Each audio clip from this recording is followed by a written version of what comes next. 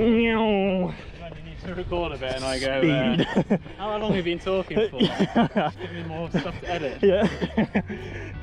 You'll probably chop all of this out.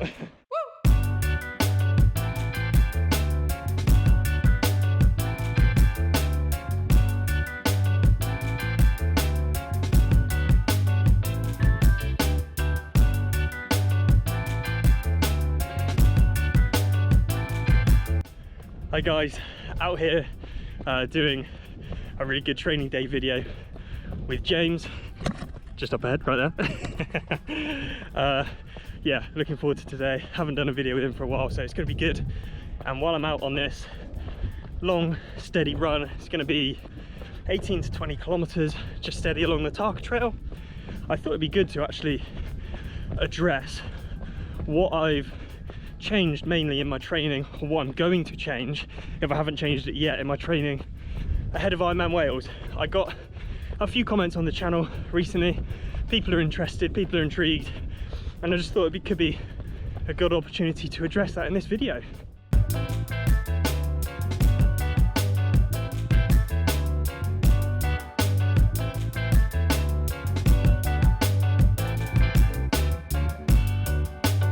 So firstly, I guess, and this could be quite an obvious point, but I'm going to make it anyway, is longer, steadier efforts.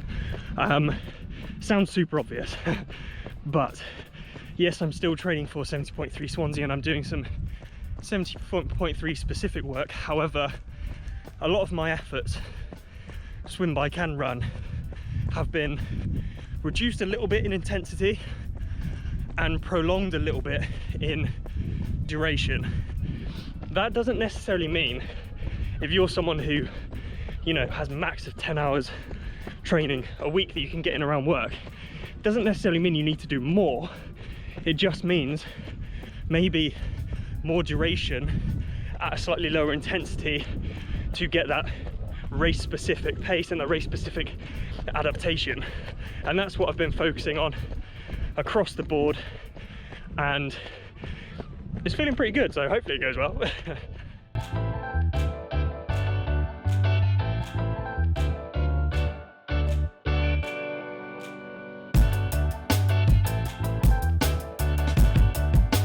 The next thing that I've been focusing on is a little bit more training on the bike. This is something I've mentioned a little bit in the past, and across the board, across all disciplines, across all distances in triathlon, the bike is the biggest chunk. However, the longer the distance you do, the more of a chunk it becomes. And so Ironman, the bike is a massive chunk, and I can't necessarily afford to not be strong on the bike. So that's why I've had a bit more of a focus on the bike. That not only obviously makes me stronger on the bike, but it actually has a really good positive transfer over to the running as well. So I think a little bit more of a focus on the bike is definitely key for these longer races.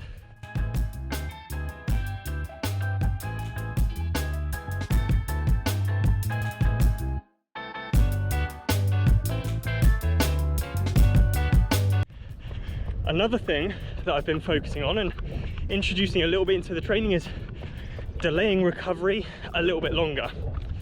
Now obviously you need to be smart, and you need to make sure that when your body needs to recover and your mind needs to recover, you should recover. But at the same time, Ironman events are incredibly demanding, so I've been told, because I've not done one yet. Thanks Dan Ward for constantly mentioning that. But yeah, you're going to be under a lot of fatigue during the race. So in training, it makes sense to do things under fatigue, and that means you need to delay recovery a little bit longer to kind of get that sense of trying to hit those numbers when your body's really tired and it doesn't want to do it.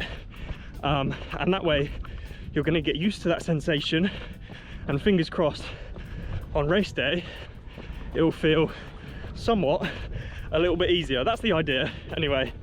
And that's actually a similar plan to what I've got today. It's the reason why I'm doing my long run now and what we're going to be doing after the long run, which is what I'll talk about when we're back home.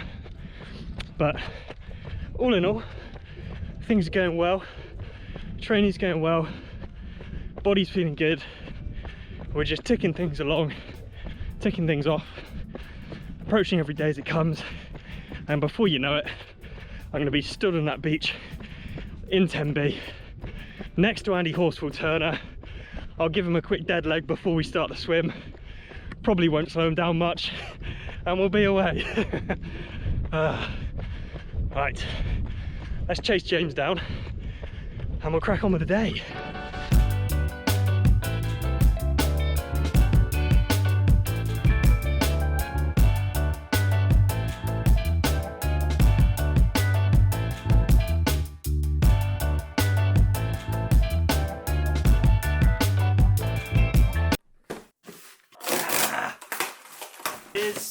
Boom, a new Gorilla bottle cage.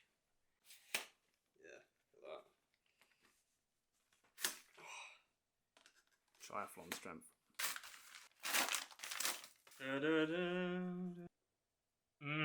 What I'm talking about. Ceramic speed. Yeah, that's the good stuff. Hi guys, on the bike now, and this session is going to be 15-minute warm-up, 30 minutes as 2 minutes at sweet spot, 1 minute spin, and then a 10-minute cool down. So 55 minutes overall, nothing too crazy, but we finished the run and we've pretty much come straight onto the bike, which is something that I've been focusing on a little bit recently, is doing specific sessions under fatigue, especially training for the Ironman. You're going to be fatigued a big percentage of the race, and getting used to hitting good numbers while still being fatigued is a real key.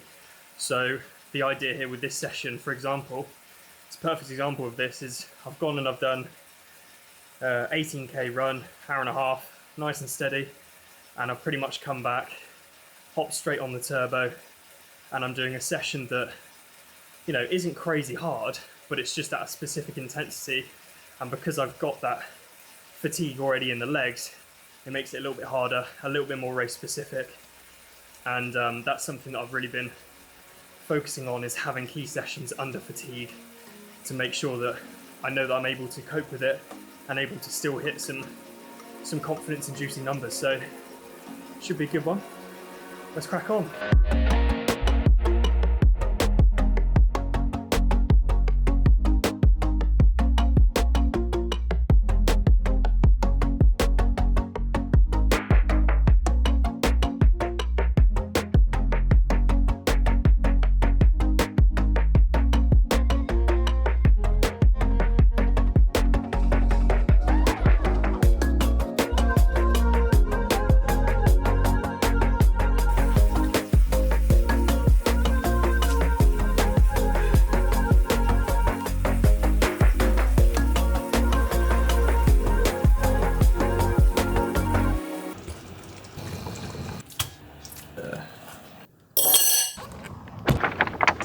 Oh wait, actually maybe it is. So here at Westwood Ho Beach, incredible sunset. You can see that. I'm sure James will get some incredible footage. But yeah, here gonna do an open water swim, and I think I'm gonna go in without a wetsuit for a few reasons. Number one, I'm gonna do an open water swim tomorrow, and I hate putting on a wet wetsuit, and I doubt it will dry overnight. So that's one. Number two, it's just meant to be nice warm water, so let's go and see. But anyway, for the swim side of things, what have I changed based on my training, because I'm doing the Ironman? Honestly, not a crazy amount. I'm still swimming the same amount each week, I'm still swimming the same sort of duration. The difference is within the sessions I'm doing maybe slightly longer intervals, similar to what I'm doing on the run, is more longer sustained intervals. I'm doing that in the swim as well. So maybe threshold sets, instead of doing up to sort of 400 meters, I'm now doing up to sort of 600-800 meters threshold reps, and just getting into that Ironman type intensity. And also trying to get used to open water swimming a bit more, and also because Tenby, I've heard there's a lot of jellyfish, getting used to the jellyfish, which I've heard there's plenty in there. So if I run out screaming in about 2 minutes, you'll know why, and James might have to wee on me. Hopefully not, but let's crack on and get it done.